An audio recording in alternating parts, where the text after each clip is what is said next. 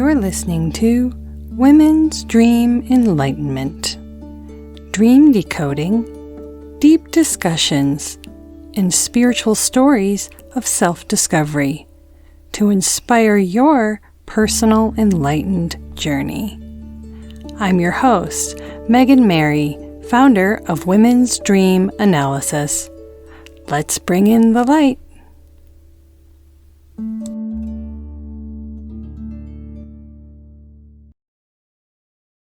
Welcome. So today my guest is Anjani Amriit.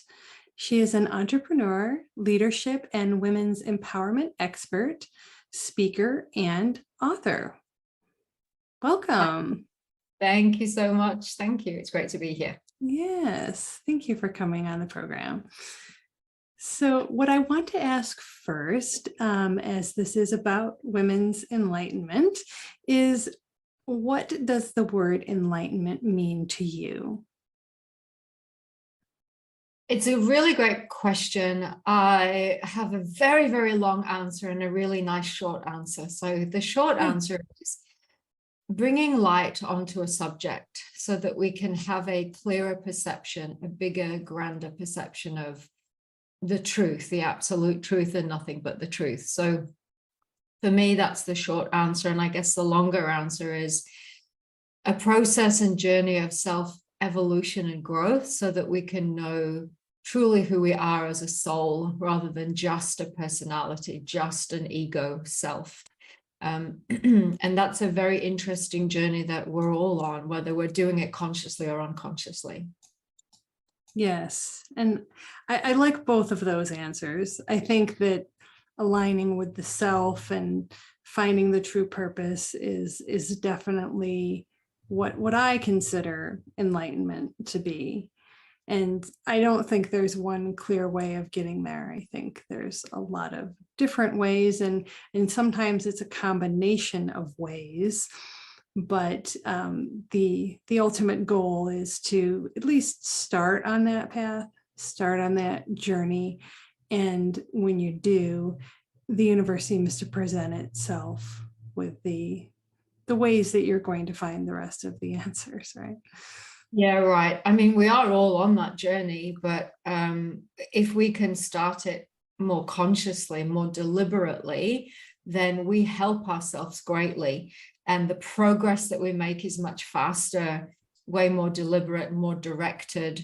And so I think that's the biggest blessing that we could have in life, is getting aware that that's the main highest purpose of our life. You know, we have other purposes like having a career and having a family, and they're all fabulous and important too. And they all feed into that greater purpose of knowing ourselves and knowing truth.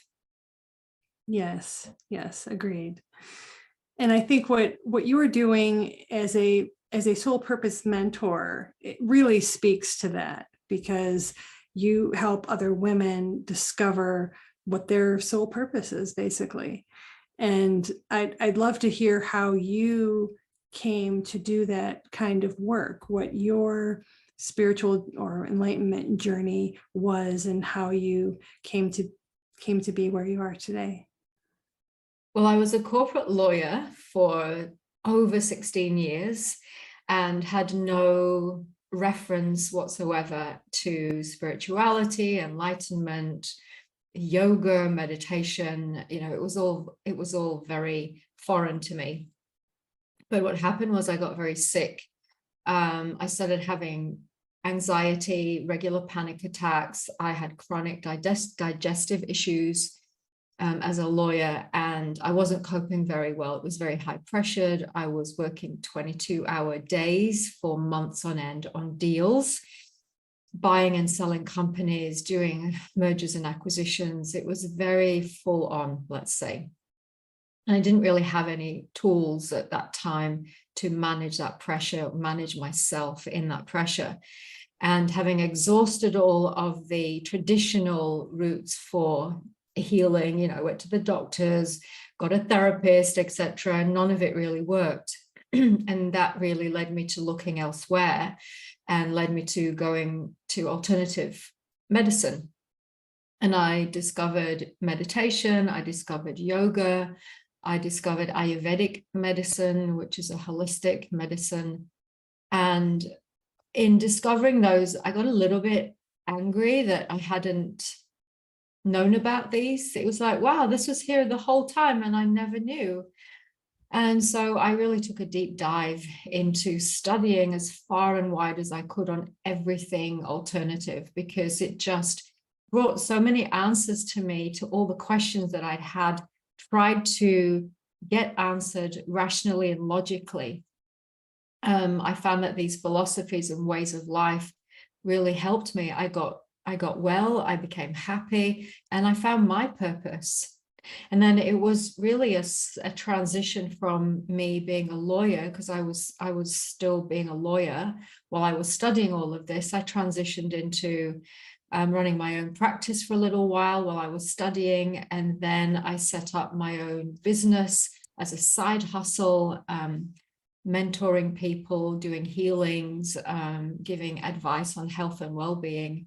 And it snowballed from there, really. I never really looked back. That's an amazing story. I think so many people really want to do that, of course. I mean, that's the ultimate goal. And it's inspiring to hear that you have. And I also want to hear more about the energy clearing and the activations that you do.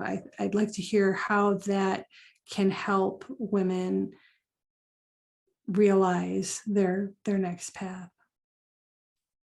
Sure. I don't really publicize this, but I am incredibly psychic. So when I started studying energy healing, natural healing, I discovered that I had a natural ability to see things. Now, this had happened when I was younger, but I just dismissed it or thought everyone knew how everyone else was feeling. I didn't realize that it was unique to me. So I'm an empath, I'm a sensitive, but I'm also incredibly psychic. And so I can read a client's soul, I can read their vibration, and I can see pretty much into their future and help intuitively guide them to where their soul is wanting them to go to. So I basically work with their guides, with their soul, and help them come to realizations, because it can be quite confronting. You know, if you're a lawyer and someone said to you, well, you're going to be a speaker and an author, I would have freaked myself out. So it's about slowly helping people awaken to their purpose that I can usually typically see. And then the energy healing and clearing is really important, because that's a super fast way of letting go of any blockages or limitations that we might be having consciously or unconsciously in our mind, emotionally or physically even, in order to progress really rapidly. So in working with energy, you know, if we change our energy, then we get rapid transformation, as opposed to therapy, which is great. And, you know, I think therapy it has its place and it does well for a lot of people, but we don't go into the past. I actually look at the chakras, and I can scan and look into people's chakras and auras and see exactly what's going on. I can see if their relation, you know, what's going on in their relationships. And so we can clear out anything that's limiting them in relationships. I can pretty much see past lives and how that might be impacting on their current lives. Yeah, it's quite in depth. Mm-hmm. Yeah. Yes, it sounds like it. And I mean, it sounds all very, very interesting too. I would, who wouldn't want to know those types of things? I think it's another way to sort of mine those hidden depths of ourselves that maybe we have the ability to access, but many times we just don't know how to access them. We're living in our bodies, but we're subconsciously holding blockages and holding energy and holding emotions and all of that type of thing. And I found in my work that also resonates in your dreams. Anything that you're carrying subconsciously is going to come out in the form of a metaphorical story in your dreams, much like where you might have a dis-ease in your body from carrying that same thing. It's just manifesting itself in a different way, and clearing that energy can, of course, use different modalities as well, but it can be on the spiritual level, on the health and wellness level. But I think also when you delve into those depths, however you clear it is more the point that you get, that you acknowledge that it's there as the first step, and then that you can process it and integrate it into yourself, and then into your, in the case of dreams, into your waking life. Yeah, it's such an important process that we aren't given any tools for that in our Western world. And those tools that are out there and the facilitators that can assist us with those kinds of tools and strategies are unfortunately labeled in our Western society as quote unquote woo-woo. Yeah.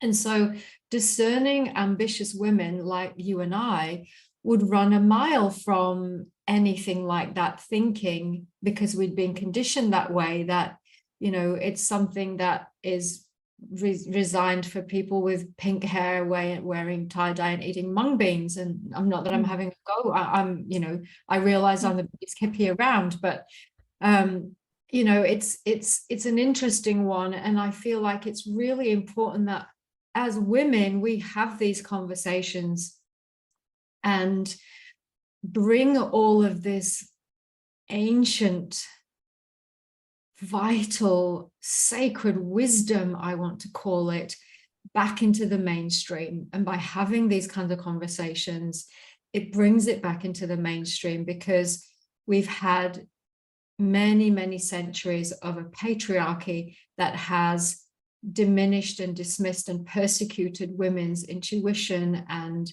inner knowing and the healing energies and practices as, you know, being witches. And so there's a lot for women to overcome, you know, centuries of this conditioning and persecution.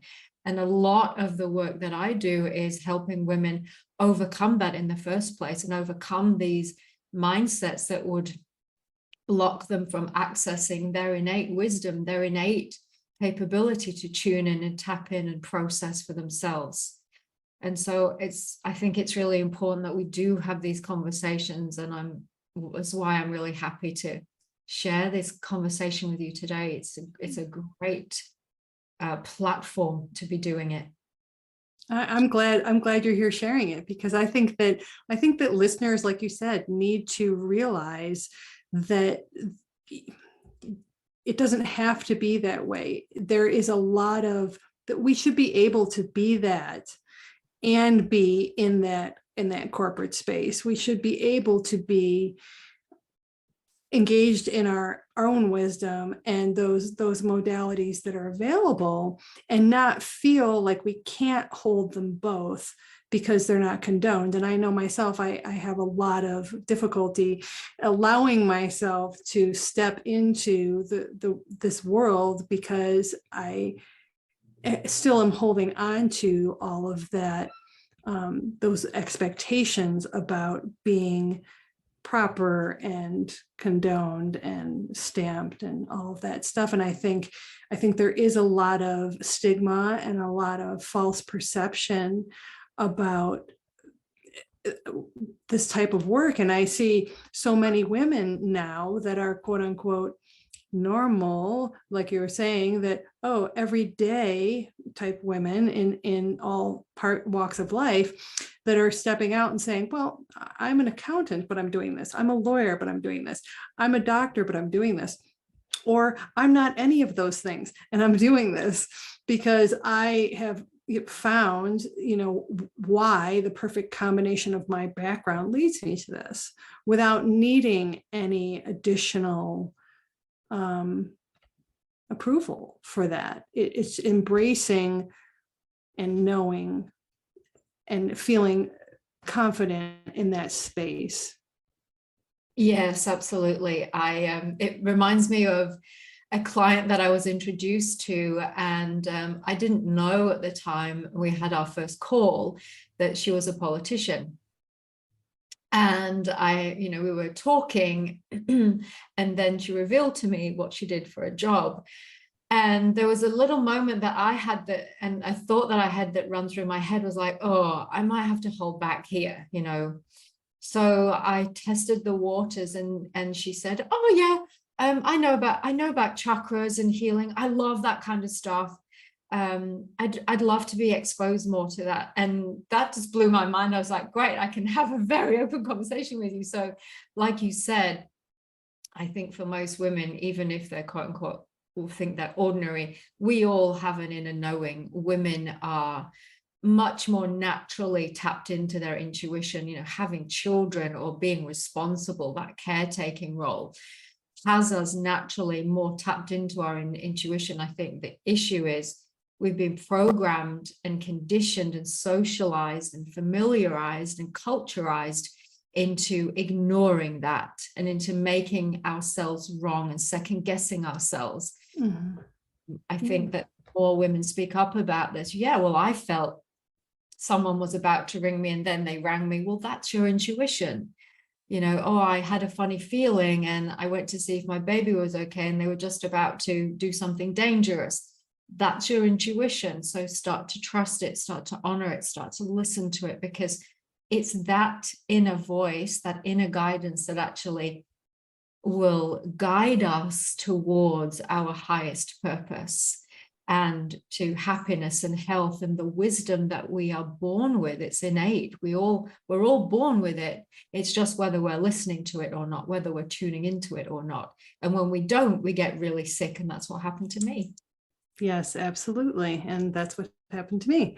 So that's part of the reason that I'm sharing this, creating this platform, because I know that happens to so many women. And when I speak about the 4 stages of women's lives, and the first stage being spirit, the first chapter. And I feel like that's when we're the closest to spirit. And that's when we get it. And we think, hey, it's going to be this way forever. But then we go into the next chapter and we're told, no, leave that behind. That's a childhood thing. That's not the way the adult world works. And adults don't do that. And then even when you are an adult and you see that other people are doing it, you still think, well, let them do it. It's not for me, because I need to walk the straight and narrow, because that's what I'm expected to do. And that's how it's supposed to be.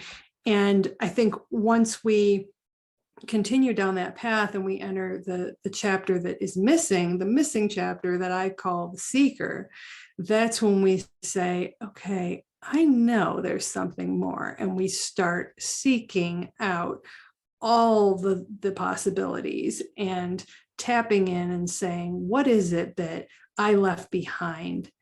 Or maybe you're not really finding it, you're just remembering. It's more of a remembering. And that's what I've found personally.